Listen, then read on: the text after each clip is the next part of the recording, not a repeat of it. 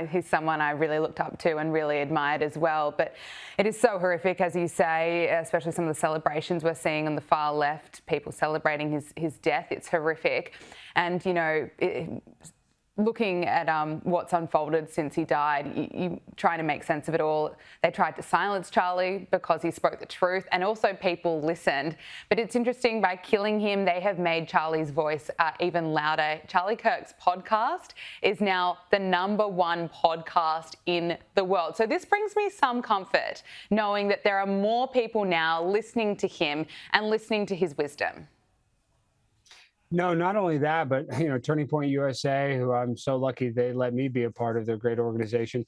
You know, they talked about in the past week, Charlie has gotten over 15 billion views on his normal social media platforms.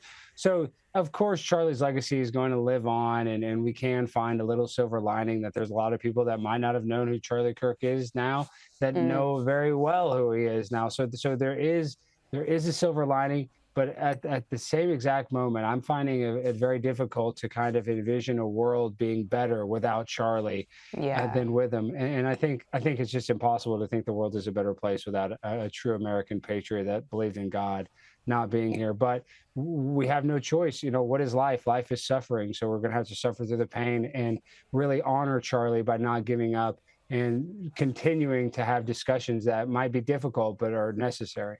Absolutely. Now, prosecutors have charged Tyler Robinson with the murder of Charlie Kirk, and the state is seeking the death penalty. Prosecutors allege that Tyler Robinson became more and more left in recent years. We've also, Alex, seen a lot of fake news online. I mean, there were pictures of Tyler Robinson in a Trump shirt that was circulating online that were fake, and people have even tried to cast the suspect as some kind of MAGA person. It's just another disgusting lie. Well, the conspiracy theories right now are so prevalent. You can't go on social media without hearing a new conspiracy theory surrounding Charlie's murder. But this is the problem, is that on both sides of the aisle, people have lost faith in the federal government. People have lost faith in the FBI. People have lost faith in actually getting the official story and it being the truth from the American government. So I think that's where we're at, is that I obviously don't want to get into the conspiracies yet. I don't want to jump to any conclusions. We have to wait and see what happens. Of course. But there's just going to be an ecosystem of people just spreading the craziest conspiracies to get clicks. And that just comes with the territory, sadly. But there are some weird things with this, though. Like, I love Charlie. Obviously, a lot of people love Charlie, but I don't understand how somebody could hate Charlie so much enough to go and brutally murder him in front of thousands of people. Like, it takes a special kind of sickness and hatred that I can't even imagine having for somebody. And I've witnessed, you know, I've been the victim of really bad things, and I still didn't wish death on any of my enemies. So for this Tyler guy to want to kill Charlie Kirk because he wants, you know, he's pro-life, or because he wants the, you know, First Amendment to exist, it almost, it doesn't make sense. It really doesn't make sense. So obviously, let's not believe all the conspiracies, but just the story, this whole entire event, it doesn't feel real. So I think that's why people are you know, trying to find answers in a situation where there's not a lot of answers right now. The media has also been pretty horrible reporting on Charlie Kirk's death. I mean, we've heard suggestions on places like MSNBC that Charlie Kirk essentially deserved to die. And today, as prosecutors revealed more details about Tyler Robinson, the suspect, they also revealed text messages between Tyler Robinson and his trans boyfriend. And this is how the ABC News decided to cover it.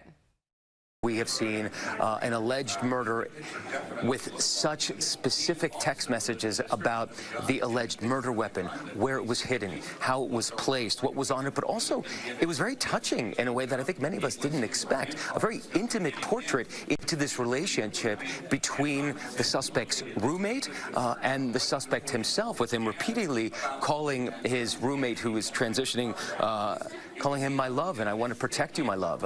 So it was this duality of someone who the attorney said not only jeopardized the life of Charlie Kirk and the crowd, but was doing it in front of children, which is one of the aggravating circumstances of this case. And on the other hand, he was, you know, speaking so lovingly about his partner. So a very interesting and, as Pierre said, riveting press conference, David. I mean, what on earth was that? Speaking very lovingly about his partner, describing it as very touching. I mean, this is an alleged murderous monster, and they're painting him out, or they're describing him, I should say, or suggesting that he is some sort of romantic, Alex. everybody needs to clip this, guys. This is what we're dealing with here in America, is that a person brutally murdered a father of 2 kids in front of his own wife. And ABC is going to come on and romanticize some sort of weird text message exchange with the killer and their transgender boyfriend. We have lost the plot in America. ABC is basically the enemy of the people. Yeah. And for him to try to sensationalize or romanticize their text messages makes me absolutely sick. And that's the only way you can feel like there's nothing romantic about him sending a text message to a person admitting that he killed Charlie Kirk. Literally nothing romantic about it. It's the most repugnant thing. And for him to even describe it like that shows that broadcaster, broadcaster, is obviously mentally ill, or he's dating a trans person. I don't know which it is, but it doesn't make sense to romanticize something so horrible. I can't believe it. It's disgusting. I don't know why I'm still shocked anymore, but that's up there. That shocks me. Now, Attorney General Pam Bondi is being slammed for saying there's no place for hate speech. Listen to this. There's free speech and then there's hate speech. And there is no place, especially now, especially after what happened to Charlie, in our society. Do you see more law enforcement going after these groups who are using hate speech and putting cuffs on people, so we show them that some action is better than no action? We will absolutely target you, go after you, if you are targeting anyone with hate speech, anything, and that's across the aisle. Now, Alex, she's being slammed for this because Charlie Kirk was, of course, a huge advocate for free speech. He wanted to keep America free. He wrote in a post last year, hate speech does not exist legally in America. There's ugly speech, there's gross speech, there's evil speech, and all of it is protected by the First Amendment. Keep America free. I mean, can I get your thoughts on what Pam Bondi had to say there? Well, it makes me lose my faith in Pam Bondi, literally doing the exact opposite of what Charlie Kirk would want. I mean, you even see his tweets. He was a free speech absolutist. He didn't care what you're going to say. He believed in your First Amendment right to say it. So Pam Bondi saying that they're going to create hate speech laws goes against every single thing that Charlie Kirk stood for. So I hate it. I don't like hate speech laws. They can definitely be manipulated and used in the future. In another pandemic, they might say that if you criticize a vaccine, that's considered hate speech. So I don't like the opportunity that I know the government could use to enforce these hate speech laws, or, it's going to be very vague. So here in America, if you want to say something bad, that's your God-given right by the Constitution. And Pam Bondi saying that she wants to create hate speech laws, it goes against what Charlie truly wanted. It does. Finally, before I let you go, Alex, we cannot forget Irina Zarutska, the 23-year-old Ukrainian refugee who was murdered in cold blood while on a train in Charlotte, North Carolina. A close friend of hers shared this video paying tribute to her. Look at yonder. Look at yonder. Look at yonder. Look at yonder, where the sun done gone. He was look at yonder. Look at yonder. Look at yonder. Look at yonder, where the sun done gone. Breaking news. Look at yonder.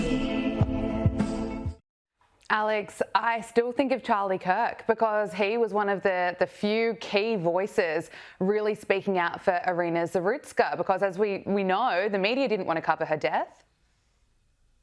The mainstream media did not cover it whatsoever because it paints a narrative that they don't want to expose the public to, which paints a picture that first of all, they want to make it white versus black, but this is a serious issue. A guy with 14 previous arrests was able to go brutally murder a refugee from the Ukraine. So it's not about black or white. It's about that we have a judicial system that actually helps criminals and punishes people for following the law. Like Irina got punished for trying to have a job, ride, the public transportation so she can save money. She's trying to struggle here in America. And what does she get for doing that hard work and trying to live the American dream? She gets stabbed by a criminal that should have been in jail a long time ago. So it's not necessarily a white or black problem. It's a judicial system that benefits criminals and hurts the law-abiding citizen. So it's a terrible tragedy what happened to Irina, and Charlie, before he passed away, was a very vocal supporter of her. So